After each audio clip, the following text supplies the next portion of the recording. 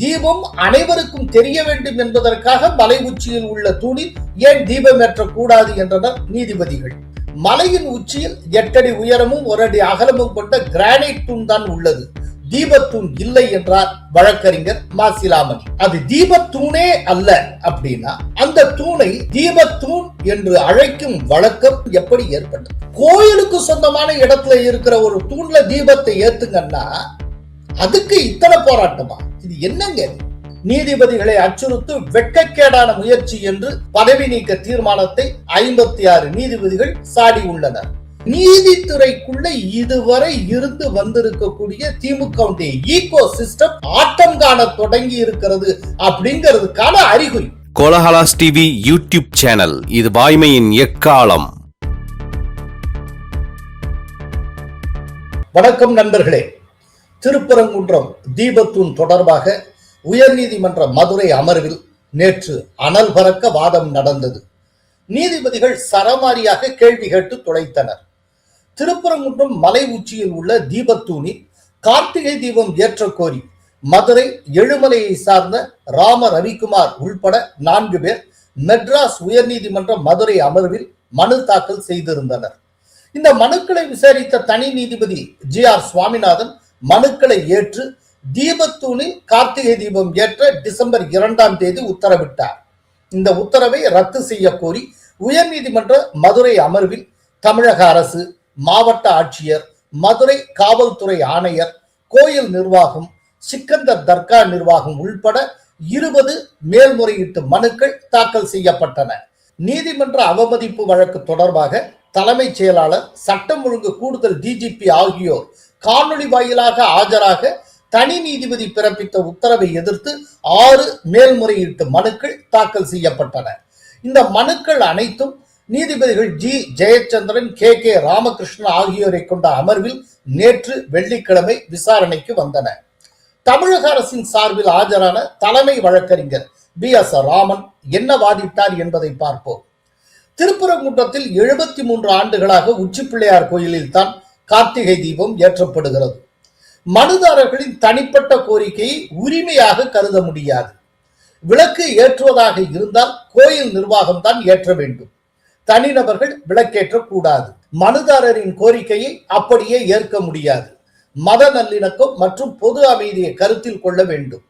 திருக்கார்த்திகைக்கு 3 நாட்களுக்கு முன்பு உத்தரவிட்டு உடனே நிறைவேற்ற வேண்டும் என்றால் எப்படி? 102 ஆண்டுகளுக்கு முந்தைய உரிமையியல் நீதிமன்ற உத்தரவு, பிரிவி கவுன்சில் உத்தரவு, நீதிபதி கனகராஜ் உத்தரவு என அனைத்தும் உச்சிப்பிள்ளையார் கோயில் மண்டபத்தில் தீபம் ஏற்றுவதையே உறுதி செய்கின்றன. பொது அமைதியை நிலைநாட்டுவது மாநில அரசினுடைய தலையாய பணி.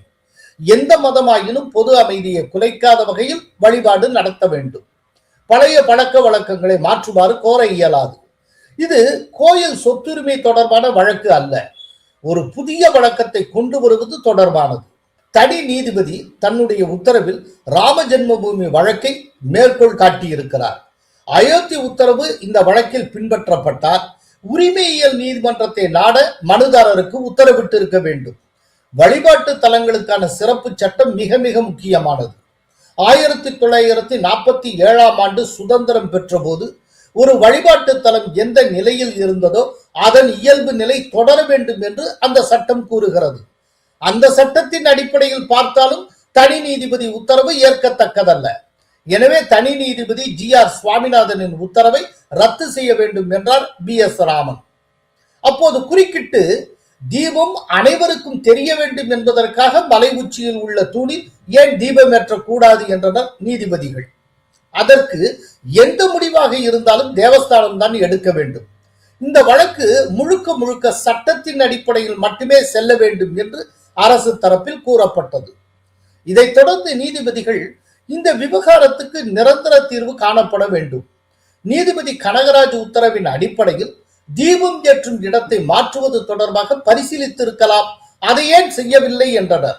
அதற்கு கோயில் செயல் அலுவலர் தரப்பில் ஆஜரான மூத்த வழக்கறிஞர் மாசிலாமணி, நீதிபதி கனகராஜ் தன்னுடைய உத்தரவில் தேவஸ்தானமே தீபம் ஏற்ற வேண்டும், தீபம் ஏற்றும் இடத்தை விதிகளுக்கு உட்பட்டே மாற்ற இயலும் என கூறியுள்ளார் என்றார். மனுதாரர் மலை உச்சியில் உள்ள தீபத்தூணில் தீபம் ஏற்ற கோரியிருக்கிறார். 2 உச்சிகளில் ஒரு உச்சியில் தர்காவும் மற்றொரு உச்சியில் உச்சிப்பிள்ளையார் கோயிலும் அமைந்துள்ளன. கோயில் நிர்வாகத்திடம் அளித்த மனுவில் தீபத்தூணில் தீபம் ஏற்ற வேண்டும் என குறிப்பிடவில்லை. ஆனால் அவர் நீதிமன்றத்தில் தாக்கல் செய்த மனுவில் தீபத்தூணில் தீபம் ஏற்ற வேண்டும் என்று கோரியிருக்கிறார். தனி நீதிபதியின் உத்தரவு முழுக்க முழுக்க மனுதாரருக்கு சாதகமான விவரங்களை மட்டுமே கருத்தில் கொண்டு பிறப்பிக்கப்பட்டிருக்கிறது. எதிர்த்தரப்பு வாதங்களை கருத்தில் கொள்ளவில்லை. வாதங்களின் அடிப்படையிலேயே உண்மை கண்டறியப்பட வேண்டும். மோட்ச தீபம் ஏற்றும் பகுதியில் கார்த்திகை தீபம் ஏற்றப்படவில்லை. அதன் அருகில் வேறொரு இடத்தில் ஏற்றப்படுகிறது. அது ஆகம விதிகளுக்கு எதிரானது என நிரூபிக்கப்படவில்லை. மலையின் உச்சியில் 8 அடி உயரமும் 1 அடி அகலமும் கொண்ட கிரானைட் தூண் தான் உள்ளது, தீபத்தூண் இல்லை என்றார் வழக்கறிஞர் மாசிலாமணி. நீதிபதிகள் அது தீபத்தூணே அல்ல என எப்படி கூறுகிறீர்கள் என்று கேள்வி எழுப்பினர். அதற்கு கோயில் தரப்பு வழக்கறிஞர் மாசிலாமணி என்ன பதிலளித்தார் என்பதை பார்ப்போம். அது பிரிட்டிஷ் காலத்தில் மலைகளை அளப்பதற்காக பயன்படுத்தப்பட்ட சர்வே தூண். அது தீபத்தூண் தான் என்பதை நிரூபிப்பதற்கான எந்த ஆவணத்தையும் மனுதாரரால் தாக்கல் செய்ய முடியவில்லை. தீபத்தூண் மலை உச்சியில் இருப்பதாக தனி நீதிபதி குறிப்பிட்டுள்ளது சரியான தகவல் அல்ல. 2 உச்சிகள் உள்ளன. ஒன்றில் தர்காவும் மற்றொரு உச்சியில் உச்சிப்பிள்ளையார் கோயிலும் தான் உள்ளன. மனுதாரர் குறிப்பிட்டுள்ள தூண் கோயிலுக்கு சொந்தமானது என்பதில் சந்தேகமில்லை. 2 நீதிபதிகள் முடிவு செய்த விவகாரத்தில் தனி நீதிபதி தலையிட்டு தானாக உத்தரவிட முடியாது. கருத்துக்களை கூறி தலைமை நீதிபதிக்கே பரிந்துரைத்திருக்க வேண்டும் என்று வழக்கறிஞர் குறிப்பிட்டார். அதற்கு நீதிபதிகள் குதிரை சுனை பகுதியில் தீபம் ஏற்றினால் தீபம் தெரியாது என்பதற்காகவே உச்சிப்பிள்ளையார் கோயில் தேர்வு செய்யப்பட்டுள்ளது என்றனர். அதற்கு கோயில் நிர்வாகம் தரப்பில் குதிரை சுனை தீபத்தூண் என குறிப்பிடப்படும் பகுதி அருகிலேயே உள்ளது. அப்படி இருக்கும்போது தீபத்தூணில் தீபம் ஏற்ற வேண்டும் என்று தனி நீதிபதி எப்படி உத்தரவிட முடியும் என கூறப்பட்டது. அதற்கு நீதிபதிகள் அனைவருக்கும் தெரியும் வகையில் அந்த தூணில் முன்பு ஏற்றப்பட்டிருக்கலாமே என்றனர். அதற்கு அப்படியே இருந்தாலும் 10 கிலோமீட்டர் தொலைவுக்கு தெரியும் வகையில் தீபம் ஏற்ற வேண்டும் என்றால் 8 அடி உயரம் 1 அடி அகலம் கொண்ட தூணில் எப்படி தீபம் ஏற்றி இருப்பார்கள்? அதற்கான ஆதாரம் என்ன இருக்கிறது? அந்த தூண் கிரானைட்டால் ஆனது என கூறப்பட்டது. அதற்கு நீதிபதிகள் அந்த தூணை யாரும் ஆய்வு செய்தார்களா என்று கேள்வி எழுப்பினர். கோயில் தரப்பில் தூண் தொடர்பான புகைப்படங்கள் தாக்கல் செய்யப்பட்டன. அந்த தூண் உண்மையில் தீபம் ஏற்ற பயன்படுத்தப்பட்டதா அல்லது சர்வே தூண் தானா என்பதை முடிவு செய்ய தனி நீதிபதி தவறிவிட்டார். அந்த தூண் சர்வே தூண் அமைப்பையே கொண்டிருக்கிறது என தெரிவிக்கப்பட்டது. அதைத் தொடர்ந்து நீதிபதிகள் கோயில் பகுதியில் தானே அந்த தீபத்தூண் அமைந்துள்ளது, அப்படியெனில் அது ஏன் தீபத்தூணாக இருக்க முடியாது என்று கேட்டனர். அதற்கு கோயில் செயல் அலுவலர் தரப்பில் அந்த தூணில் கார்த்திகை தீபம் ஏற்றும் வழக்கம் இல்லை என கூறப்பட்டது. அறநிலையத்துறை ஆணையர் சார்பில் ஆஜரான வழக்கறிஞர் சண்முக சுந்தரம் திருப்பரங்குன்றம் வழக்கில் நீதிபதி கனகராஜ் வழங்கிய தீர்ப்பு மிக முக்கியமானது என்றார். அப்போது குறுக்கிட்ட நீதிபதிகள் மலையின் உரிமையாளர் தேவஸ்தானம் தான். வருங்காலத்தில் தீபம் ஏற்றும் இடத்தை மாற்றுவது தொடர்பாக தேவஸ்தானம் முடிவு செய்யலாம் என கனகராஜ் தன் தீர்ப்பிலேயே கூறியிருக்கிறார் என்று குறிப்பிட்டனர். அதற்கு முந்தைய தீர்ப்புகள் அனைத்திலும் தீபத்தை தேவஸ்தானமே ஏற்ற வேண்டும், தனிநபர் யாரும் ஏற்றக்கூடாது, தீபம் ஏற்றும் இடத்தை மாற்ற வேண்டும் என்றால் தேவஸ்தானமே முடிவு செய்ய வேண்டும் என கூறப்பட்டுள்ளது என அறநிலையத்துறை தரப்பில் தெரிவிக்கப்பட்டது. பின்னர் நீதிபதிகள் தீபம் ஏற்றும் இடத்தை மாற்றுவது தொடர்பாக தேவஸ்தானம் பரிசீலிக்கலாம் என்று தனி நீதிபதி கூறியிருக்கிறார். அந்த கோரிக்கையை ஏன் தகுதி அடிப்படையில் நீங்கள் பரிசீலிக்க கூடாது? நீதிபதி கனகராஜ் தனது உத்தரவில் தீபம் ஏற்றும் இடத்தில் மாற்றுமாறு யாரும் கோரக்கூடாது என்று கூறவில்லையே என்று குறிப்பிட்டனர். தீபம் ஏற்றுவதில் பிரச்சனை இல்லை, எங்கு தீபம் ஏற்ற வேண்டும் என்பதுதான் பிரச்சனை என்றனர் நீதிபதிகள். இதைத் தொடர்ந்து விசாரணையை டிசம்பர் 15க்கு நீதிபதிகள் ஒத்திவைத்தனர். இதற்கு மத்தியில் நீதிபதி GR சுவாமிநாதனுக்கு எதிராக எதிர்க்கட்சி எம்பிக்களால் கொண்டு வரப்பட்டிருக்கும் பதவி நீக்க தீர்மானத்தை 56 முன்னாள் நீதிபதிகள் கண்டித்துள்ளனர். நீதிபதிகளை அச்சுறுத்து வெட்கக்கேடான முயற்சி என்று பதவி நீக்க தீர்மானத்தை 56 நீதிபதிகள் சாடி உள்ளனர். திருப்பரங்குன்றம் மலையில் தர்காவுக்கு அருகே அமைந்திருக்கக்கூடிய தீபத்தூணில் தீபம் ஏற்ற வேண்டும் என இந்துக்களின் உரிமைக்கு ஆதரவாக நீதிபதி GR சுவாமிநாதன் உத்தரவிட்டதை தொடர்ந்து அவரை பதவி நீக்கம் செய்வதற்கான முயற்சியை திமுக உள்பட எதிர்க்கட்சி எம்பிக்கள் டிசம்பர் 9 முன்னெடுத்தனர். அதன்படி பதவி நீக்க தீர்மானம் கொண்டு வர வலியுறுத்தும் நோட்டீஸை மக்களவைத் தலைவர் ஓம் பிர்லாவிடம் வழங்கினார். திமுக, காங்கிரஸ் உள்பட பல்வேறு கட்சிகளை சேர்ந்த 107 எம்பிக்கள் நோட்டீஸில் கையெழுத்திட்டிருந்தனர். திரிணாமுல் காங்கிரஸ் எம்பிக்கள் கையெழுத்திடவில்லை. எதிர்க்கட்சிகளின் இந்த முயற்சிக்கு எதிராக உச்ச நீதிமன்ற முன்னாள் நீதிபதிகள் ஆதர்ஷ் கோயல், ஹேமந்த குப்தா, உயர் நீதிமன்றங்களுடைய முன்னாள் தலைமை நீதிபதிகள் 5 பேர், சென்னை உள்பட பல்வேறு உயர் நீதிமன்றங்களின் முன்னாள் நீதிபதிகள் 49 பேர் என 56 முன்னாள் நீதிபதிகள் கூட்டாக கண்டன அறிக்கை வெளியிட்டுள்ளனர். அந்த கண்டன அறிக்கையில் என்ன கூறப்பட்டுள்ளது என்பதை பார்ப்போம். ஒரு குறிப்பிட்ட பிரிவினரின் சித்தாந்த அரசியல் எதிர்பார்ப்புகளோடு ஒத்துப்போகாத நீதிபதிகளை அச்சுறுத்தும் வெட்கக்கேடான முயற்சியே இது. இந்த முயற்சி நமது ஜனநாயகத்தின் ஆழமான வேர்களையும் நீதித்துறை சுதந்திரத்தையும் துண்டித்துவிடும். எம்பிக்கள் குறிப்பிட்டுள்ள காரணங்களை பெயரளவில் கருத்தில் கொண்டாலும் பதவி நீக்கம் என்னும் அரிய விதிவிலக்கான அரசமைப்பு சாசன ரீதியிலான தீவிர நடவடிக்கைக்கு போதுமானதாக இல்லை. தற்போதைய முயற்சி தனிப்பட்ட ஒரு நிகழ்வல்ல. சமீபத்திய அரசமைப்பு சாசன வரலாற்றில் தங்கள் விருப்பங்களுக்கு இணங்க தீர்ப்புகள் இல்லாத போதெல்லாம் நீதித்துறையை இழிவுபடுத்தவும் அச்சுறுத்தவும் அரசியல் வர்க்கத்தின் சில பிரிவுகள் முயன்றுள்ளன. நீதித்துறை சுதந்திரத்தின் இதயத்தையும் அரசமைப்பு ஜனநாயகத்தின் அடிப்படை கோட்பாடுகளையும் தாக்குவதற்கு பதவி நீக்க நடைமுறையை ஆயுதமாக்கும் முயற்சி இது. அரசியல் எதிர்பார்ப்புகளுக்கு ஏற்ப செயல்பட நீதிபதியை கட்டாயப்படுத்தும் வழிமுறையாக பதவி நீக்க நடைமுறையை பயன்படுத்துவது அரசமைப்பு சாசன பாதுகாப்பை அச்சுறுத்தும் கருவியாக மாற்றிவிடும். இத்தகைய அணுகுமுறை ஜனநாயக விரோதமானது, அரசமைப்பு சாசனத்துக்கே புறம்பானது, சட்டத்தின் ஆட்சிக்கு எதிரானது. இன்று ஒரு நீதிபதி குறிவைக்கப்படலாம், நாளை ஒட்டுமொத்த நீதித்துறைக்கும் எதிரானதாக அது மாறலாம். எனவே அனைத்து தரப்பினரும் இந்த முயற்சியை சந்தேகத்துக்கிடமின்றி கண்டிக்க வேண்டும். நீதிபதிகள் தாங்கள் எடுத்துக்கொண்ட சத்திய பிரமாணத்துக்கும் அரசமைப்பு சாசனத்துக்குமே பதிலளிக்க பொறுப்பானவர்கள். மாறாக அரசியல் அழுத்தங்களுக்கோ சித்தாந்த மிரட்டல்களுக்கோ அடிபடியக்கூடியவர்கள் அல்லர் என்று 56 நீதிபதிகளின் அறிக்கையில் குறிப்பிடப்பட்டுள்ளது. ஒரு வழியா GR சுவாமிநாதன் விவகாரம் என்பது அகில இந்திய விவகாரமாக மாறியிருக்கிறது. இன்றைக்கு ஜனாதிபதி தொடங்கி, அமித்ஷா தொடங்கி, மோடி தொடங்கி, முன்னாள் நீதிபதிகள் வரை அனைவரும் விவாதிக்கக்கூடிய ஒரு பிரம்மாண்டமான விவகாரமாக GR சுவாமிநாதன் விவகாரம் மாறியிருக்கிறது. இவ்வாறு மாற்றியதன் மூலம் GR சுவாமிநாதனை அகில இந்திய புகழின் உச்சிக்கே கொண்டு சென்றிருக்கிறது திமுக. திமுக எதிர்மறையாக செய்தாலும் அதில் ஒரு நன்மை இருக்கிறது. வடிவேலு ஒரு படத்துல சொல்லுவார் இல்லையா, அவவே எடுக்கிற முடிவெல்லாம் நமக்கு சாதகமா இருக்குன்னு, அது மாதிரி தான். ஏன்னா இன்னைக்கு நேர்மையான நீதிபதியினுடைய புகழ், GR சுவாமிநாதன் அவர்கள் புகழ் தமிழகத்தினுடைய எல்லைகளை தாண்டி இன்னைக்கு இந்தியா முழுக்க விகசித்துக் கொண்டிருக்கிறது. நிச்சயமா இந்த பதவி நீக்க தீர்மானம் தோல்வி அடையும். அது ஃபர்ஸ்ட் ரவுண்ட்லே காலியாகும். அதனால எதிர்க்கட்சிகள் சாதிக்க போவது எதுவுமே இல்லை. ஆனால் எதிர்க்கட்சிகள் குறிப்பா திமுக அது கொடுக்க நினைக்கக்கூடிய மெசேஜ் என்ன அப்படின்னா, எங்களுக்கு எதிராக தீர்ப்பு வந்தால் அந்த நீதிபதிக்கு என்ன கதியா, அவர் யாரா இருந்தாலும் விட்டு வைக்க மாட்டோம். அதுதான் இதுல இன்னொரு நுட்பமான விஷயம் இருக்கு, அதை எல்லாரும் புரிஞ்சுக்கணும். அதாவது தமிழ்நாட்டுக்குள்ள திமுக ஈகோ சிஸ்டம் ரொம்ப வலுவானது. அதிலும் நீதித்துறைக்குள்ள திமுக ஈகோ சிஸ்டம் அளவிட முடியாதது. ஈகோ சிஸ்டம் அப்படிங்கறத ஒரு அளவீடாக கொண்டால் திமுகவுக்கு மேட்சா எந்த தேசிய கட்சியும் சொல்ல முடியாது. தமிழக நீதித்துறையில டிஎம்கே ஈகோ சிஸ்டம் அத்தனை வலுவானது. இப்ப என்னன்னா, இந்த GR சுவாமிநாதன் இப்படி வழங்கி இருக்கிற தீர்ப்பு அப்படிங்கிறது ஒரு பெரிய இண்டிகேட்டர்.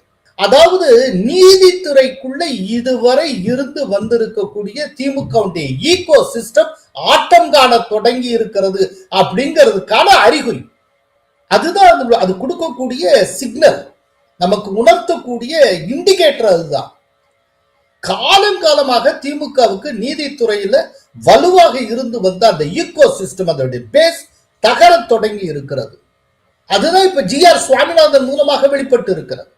பாருங்க, அதை தொடர்ந்து வந்த 2 நீதிபதிகள் கொடுத்த தீர்ப்பை பாருங்க, அதுவும் ஜி.ஆர். சுவாமிநாதனுக்கு ஆதரவாகவே வந்தது. அப்படி தொடர்ச்சி அந்த ஈகோ சிஸ்டத்துல ஒரு ஓட்டை விழுந்து கொண்டிருக்கிறது. சோ இதை திமுகவால் தாங்கிக் கொள்ள முடியாது. திமுக இத்தனை ஆண்டுகால சர்வைவலுக்கு இந்த ஈகோ சிஸ்டம் மிக முக்கியமான காரணம்.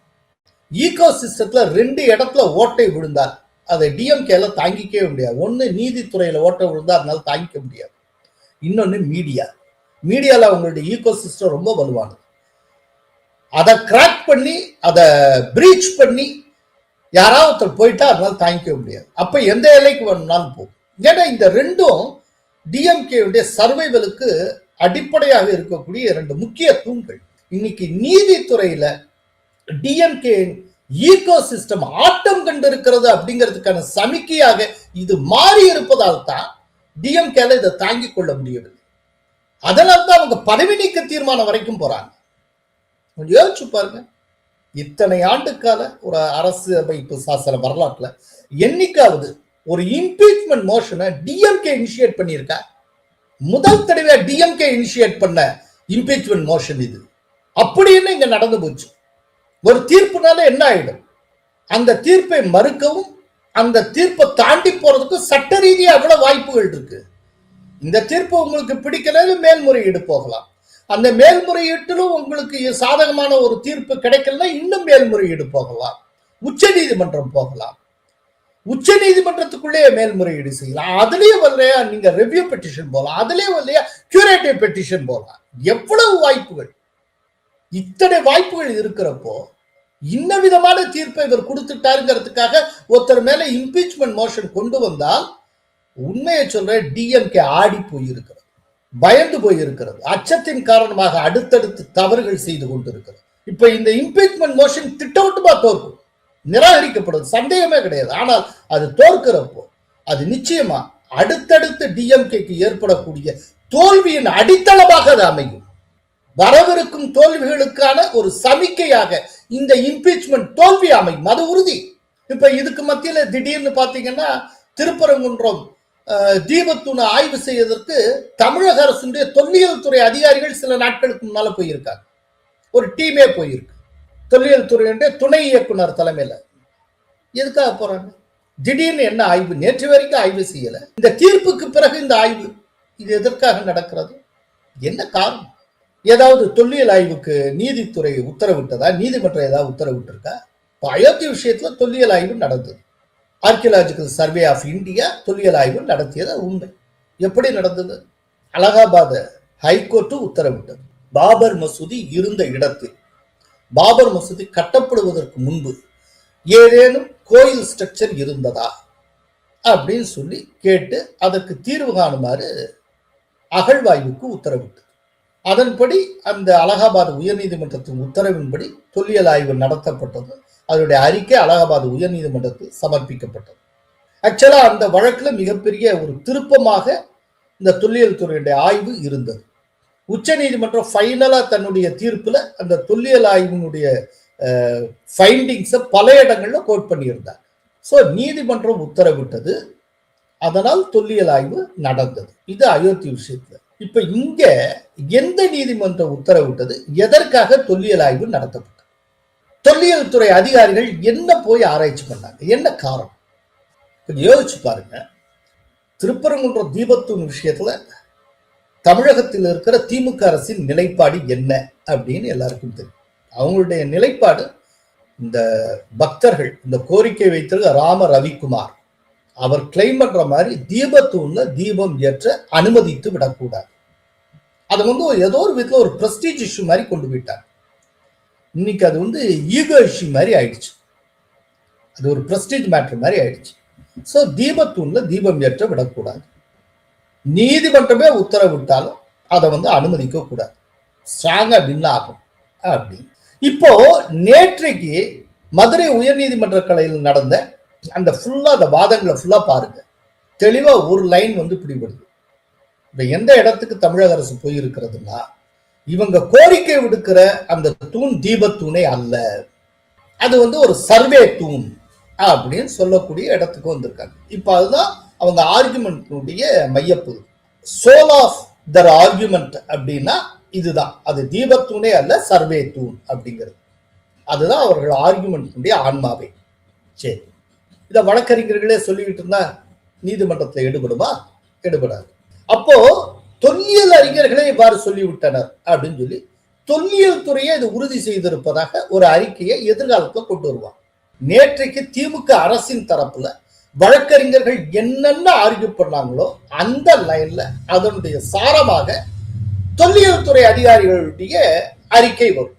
ஏன்னா அது தமிழக அரசு துறை தான்.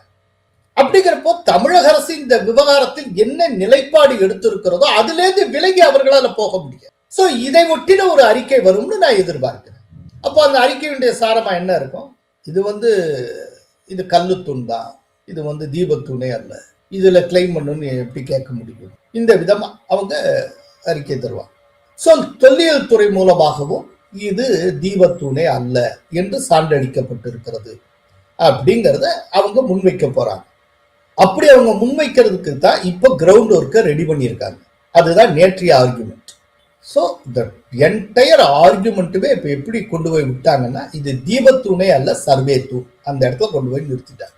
இப்ப இனிமேல் இது மனுதாரருடைய பொறுப்பு. இது சர்வே தூண் அல்ல தீபத்தூண் தான் நிரூபிக்கணும். இது எதிர்த்தரப்பு இப்போ வழக்கறிஞர்களின் பொறுப்பாக மாற்றப்பட்டிருக்கு. இப்ப அரசுக்கு தன்னுடைய தரப்பை நிரூபிக்கிறதுக்கு பல துறைகள் இருக்கு, குறிப்பா தொல்லியல் துறை. அவங்க ஒரு அறிக்கையை கொடுத்துருவாங்க, அந்த அறிக்கையை அவங்க ஃபைல் பண்ணிடுவாங்க. அடுத்து வரக்கூடிய இப்ப 15ல திரும்ப ஹியரிங் வருது, அதுல அவங்க சொல்லுவாங்கன்னு நான் எதிர்பார்க்கிறேன். இப்போ மனுதாரர் தன்னுடைய ஆர்குமெண்ட்டை கூர்மைப்படுத்தும், அது தீபத்தூண் தான் அப்படின்னு சொல்லணும். இதுல ஒரு முக்கியமான விஷயம் இருக்கு. இந்த தீபத்தூண் அப்படிங்கிற ஒண்ணு தீபத்தை ஏற்றுவதற்காக வடிவமைக்கப்படுகிற தூண் என்பது அல்ல. இருக்கிற தூண்ல தொடர்ந்து தீபம் ஏற்றினால் அது தீபத்தூண் என்று அழைக்கப்படும். ஒரு வழக்கம் தொடர்ந்து இருந்தால் அது தீபத்தூண் அப்படின்னு அது அழைக்கப்பட்டு. இப்ப நம்மகிட்ட இருக்கிற கேள்வி என்ன அப்படின்னா, அது தீபத்தூணே அல்ல அப்படின்னா அந்த தூணை தீபத்தூண் என்று அழைக்கும் வழக்கம் சுற்றி இருக்கிற சமூகத்திடம் எப்படி ஏற்பட்டது? இன்னைக்கு ஆர்குமெண்ட்ல சர்வே தூண்ங்கிறாங்க. அங்க இருக்கிற மக்கள் அத்தனை பேரும், சுற்றி இருக்கிற திருப்பரங்குன்ற வாசிகள் அத்தனை பேருமே அது சர்வே தூண் ஒரு நாள் சொன்னதில்ல. இன்னைக்கு தான் ஆர்குமெண்ட்ல நம்ம கேள்விப்படுறோம். இன்னைக்கு வரைக்கும் அதை தீபத்தூண்ணே தான் சொல்லிட்டு வராங்க. அப்படின்னா தீபத்தூண் என்கிற அந்த வழக்காறு அந்த சமூகத்துல எப்படி உருவாயிற்று? தீபம் ஏற்றப்படாமலேயே ஒரு தூணை தீபத்தூண் யாராவது சொல்லியிருப்பாங்களா? ஒரு சமூகத்துல அப்படி அழைப்பது வழக்கமாகி இருக்குமா? இன்னைக்கு நீங்க புதுசா அதை சர்வே தூண்னு சொல்றீங்க, ஆனால் அந்த இடத்திலேயே வாழக்கூடிய மனிதர்கள், அங்க இருக்கக்கூடியவர்கள் ஒரு நாள் அது சர்வே தூண்னு சொன்னல, தீபத்தூண்ணே தான் சொல்லிட்டு இருக்கான். அவன் எப்படி சொல்றான்? அவன் என்ன பைத்தியக்காரனா, முட்டாளா? அதாவது மேல்முறையீட்டு மனுல தமிழக அரசும் ஒன்றை கூறியிருக்கிறது. 1862க்கு பிறகு இந்த அதாவது இப்ப ஏற்றுகிற இடத்துலதான் தீபமா ஏற்றிக்கிட்டே இருக்கோம். அந்த அவங்க சொல்ற தீபத்தூண்ல ஒரு நாள் நாங்க ஏற்றியது கிடையாது, கடந்த 100 ஆண்டுகளுக்கு மேலாக இந்த வழக்கமே கிடையாது அப்படின்னு. அப்படின்னா 1862க்கு முன்னால அந்த தீபத்தூண்ல தீபம் ஏற்றுகிற வழக்கம் இருந்திருக்கிறது என்றுதானே பொருள்.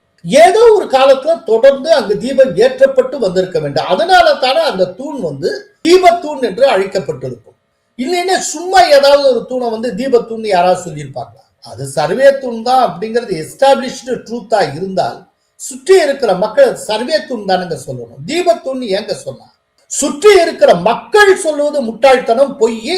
தமிழக அரசு மட்டும்தான் உண்மையை சொல்லுகிறதா? இதுக்கு எங்கே ஆவணம் என்ன அப்படின்னா? எங்க ஒரு சமூகத்தை சார்ந்து இருக்கக்கூடிய மக்கள் தொடர்ந்து ஒரு விஷயத்தை சொல்லிக்கொண்டே வருகிறார்கள். சொல்லிக்கொண்டே வர்றவங்கள்ட்ட ஏதாவது பிராமிசரி நோட்டு போட்டு கையெழுத்து வாங்கி ஆவணமா யாராவது ஆகிட்டு இருப்பாங்களா? இதுக்கு எது ஆவணம்? இதுக்கு என்ன ஆதாரம்னா மக்களுடைய பேச்சு வழக்கு தான் ஆதாரம். மக்கள் அந்த தூணுக்கு இட்டு இருக்கிற பெயர் தான் ஆதாரம். அதுதான் ஆதாரம். மக்களுடைய பேச்சு வழக்கு உங்களுக்கு ஒரு பொருட்டல்ல, மக்களுடைய உணர்வு ஒரு பொருட்டல்ல. ஏதோ ஒரு அரசியல் லாபத்துக்காக, வாக்கு வங்கிக்காக எங்கே ஆதாரம்னு கேட்பீங்களா? இது ரொம்ப தவறான வாதம். தமிழக அரசு அடுத்தடுத்து ஏதோ சமீப காலமா தவறு செய்து வருகிறதோ என்று எனக்கு தோன்றுகிறது. தேர்தல் நேரத்தில் இது போன்ற தவறுகளை அடுத்தடுத்து செய்து கொண்டிருப்பது தமிழக அரசுக்கு நல்லதல்ல. இன்னும் அடுத்த 6 மாசத்துல எலெக்ஷன் இருக்கு. எந்த ஒரு குறிப்பிட்ட பிரிவினரை தாஜா செய்ய வேண்டும் என்று நீங்கள் நினைக்கிறீர்களோ அந்த பிரிவினரை இந்த விஷயத்தில் ஆர்வம் காட்டவில்லை என்பதை தமிழக அரசு புரிந்து கொள்ள வேண்டும். அவர்களே இதை ஆதரிக்க மாட்டார்கள். காரணம், ராம ரவிக்குமார் போன்றவர்கள் கிளைம் பண்ணக்கூடிய தீபத்தூர் சர்ச்சைக்குரிய பகுதியிலேயே இல்லை. அது திருப்பரங்குன்றம் தேவஸ்தானத்துக்கு சொந்தமான பகுதியில் இருக்கிறது. தர்காவுக்கு உட்பட்ட பகுதியில் இருக்கக்கூடிய ஒரு தூண்ல இங்க ஏத்துனா அது சர்ச்சைக்குரிய விஷயம். இன்னும் சொல்லப்படும், அது அநியாயமான விஷயம். அதை நானும் ஏற்றுக்கொள்ளுகிறேன். கோயிலுக்கு சொந்தமான இடத்துல இருக்கிற ஒரு தூண்ல தீபத்தை ஏத்துங்கன்னா அதுக்கு இத்தனை போராட்டமா? இது என்னங்க? இதை இந்துக்களே ரசிக்க மாட்டாங்க. இன்னும் சொல்ல போனால் உங்களுக்கு திமுக இந்து உணர்வோடு இருக்கிற இந்துக்கள் லட்சம் பேர் இருக்காங்க. அவங்களே இதை ரசிக்க மாட்டாங்க. மனசுக்குள்ள அப்படியே வெதும்பி போயிருப்பார். தேவையே இல்லாம முதல்வர் இதையெல்லாம் ஒரு இஷ்யூ ஆக்கிட்டு இருக்காரு இந்த நேரத்துல அப்படின்னு அவங்களே ரொம்ப வருத்தத்துல இருப்பார். முதல்வர் அவர்களே, தயவு செய்து இந்துக்களின் உணர்வை புரிந்து கொள்ளுங்கள். நன்றி, வணக்கம். கோலஹலாஸ் டிவி யூடியூப் சேனல், இது வாய்மையின் எக்காலம்.